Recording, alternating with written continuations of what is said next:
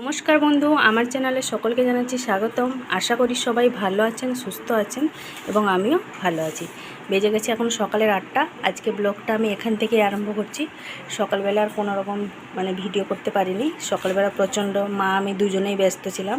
3-4 বালতি মতন সব কাপড় চোপড় কেচে ছাদে একদম পুরো ভর্তি, আর খুব তাড়াতাড়ি পুরো ভিজে গেছিলাম কাপড় কাচতে কাচতে, সেই জন্য একদম চান করে ভগবানকে সেবা দেওয়া হয়ে গেছে।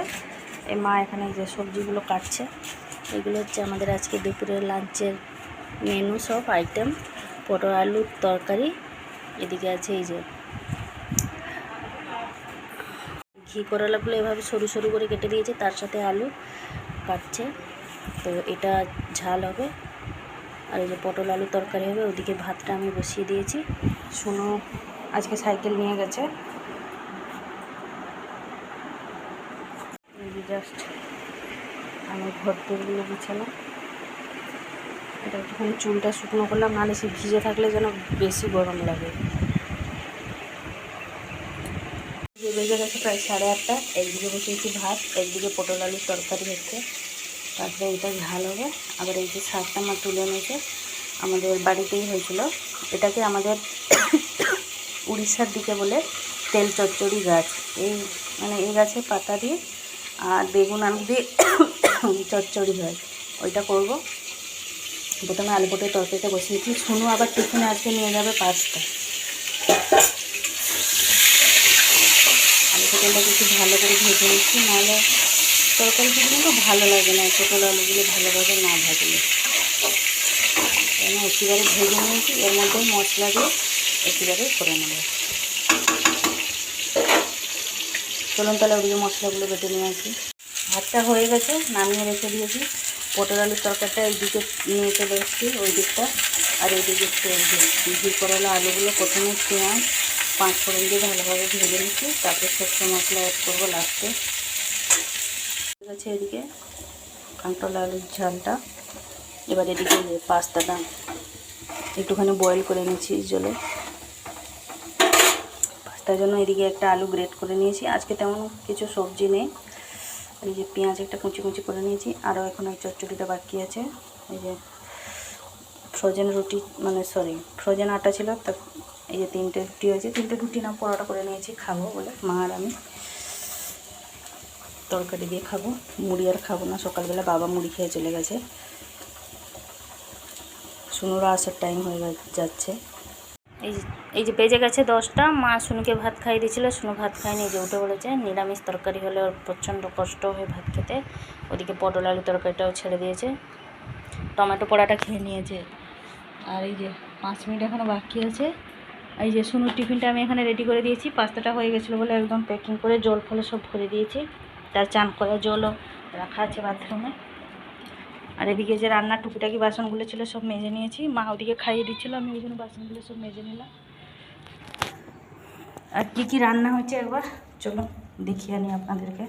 এই যে কিছুটা পাস্তা রেখে দিয়েছি, বিকালবেলা আবার এলে খাবে, গরম করে দিলে। আর আজকে কী রান্না হয়েছে একবার দেখিয়ে দিই।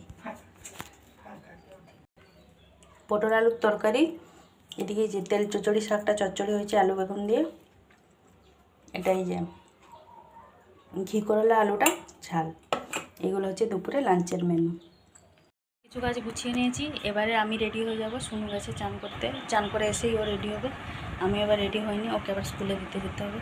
যা গরম লাগছে, মানে আজকে গুমঝুমি করে রেখেছে। কি করে রান্না করেছি, রান্নাঘর থেকে বেরিয়েছি মা আমি পুরো দুজনে একদম ঘেমে চান হয়ে গেছি। তবুও মা আমাকে বলছিল তুই যা, আমি রান্নাটা করে দিচ্ছি। এবার মারও তো দিন দিন বয়স হচ্ছে, মাকে তো এবার রেস্ট দিতে হবে।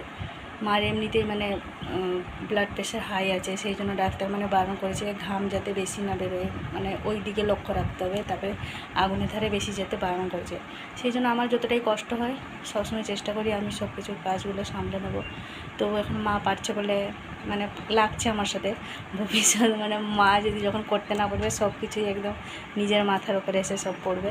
সংসারের দায়িত্ব এখন অতটা কিছু আমাকে বুঝতে হয় না, মাই সব দিকটা সামলে নিচ্ছে। তাহলে এবার আমিও রেডি হয়ে যাই। রেডি হয়ে গেলে আবার ওকে দিতে যাব। ওই যে 10টাই বেজে গেছে। আবার ওদের আজকে 2:45-এ ছুটি, যেহেতু ওদের আজকে 5 পিরিয়ড। এখন 4টা, চলে এসেছি বাড়ি, জাস্ট একটু আগেই এলাম। 2:45 ছুটি হয়েছিল, কিন্তু আসার সময় সবাই মিলে একবার মেলাতে মানে ঘুরতে গেছিলাম। এমনি টুকিটাকি জিনিস মানে টুকিটাকি এমনি বাচ্চাদের যেমন খেলনা ফেলনা ওরা সব কিছু নিল। তো কী কী নিয়েছে সেটা একবার দেখিয়ে দিই। এসব সোনু নিয়েছে, আর কিছু না। এই যে আজকে আবার একটা স্লাইম এনেছে। আমি এই যে কাজের জিনিস নিয়েছি দুটো, এই যে সেফটি পিনে। আর সোনু এই যে এটা নিয়েছে, তারপরে একটা ব্যান্ড নিল, আবার এটা নিল, এই যে আবার একটা নিয়েছে স্লাইম। আমি এই দুটো নিয়েছি, একটা এই যে এভাবে একটা ছাঁকনি টাইপের নিয়েছি, কারণ এই যে সোনুর জন্য যখন টিফিন তৈরি করি সকালবেলা প্রচণ্ড অসুবিধা হয়, যেমন পাস্তা বা চাউমিন অল্প স্বল্প জিনিস এতে বেশ ধরে যাবে, ওই জন্য নিয়েছি। আর এই যে এটা একটা লক সিস্টেম টিফিন নিয়েছি। টিফিনটা বেশ একদম সে কন্টেনার মতন হয়েছে, খুব সুন্দর হয়েছে টিফিনটা। এগুলো ছিল হচ্ছে 10 টাকার দোকানে ছিল এগুলো, আর এগুলো সব হচ্ছে 8 টাকার জিনিস। আর এই যে স্লাইমটা নিয়েছে 30 টাকা, এগুলো সব বাকিগুলো সব 8 টাকা। তো আজকে আমার ভিডিওটা হচ্ছে এই পর্যন্তই, আর বেশি বড় করছি না। ভালো লাগলে সবাই লাইক করবেন। সবাই ভালো থাকবেন, সুস্থ থাকবেন, নিজেদের খেয়াল রাখবেন। আবার আপনাদের সাথে দেখা হচ্ছে আগামীকাল আরেকটি নতুন ব্লগ নিয়ে। নমস্কার।